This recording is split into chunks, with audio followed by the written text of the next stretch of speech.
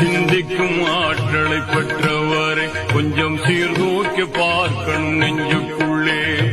ஏந்தல் ரசூலுல்லாஹ் சொன்ன சொல்லை ஏற்றால் இன்பத்திற்கெல்லை இல்லை. அன்பிற்கும் அமைதிக்கும் அடித்தளமாம், உயர் பண்பான நெறிகளை குறைவிடமாம், தன்மான வாழ்வுக்கு இலக்கணமாம், அவர் தந்த நெறி முறை நிரந்தரமாம். பல நாட்கள் வணங்கிடும் வணக்கத்திலும் சில நிமிடங்கள் சிந்தனை சிறந்ததென்றார். உலமாக்கள் நபிமாரின் மாறி சென்றார், நாம் உளமாற மதித்திட வேண்டும் என்றார்.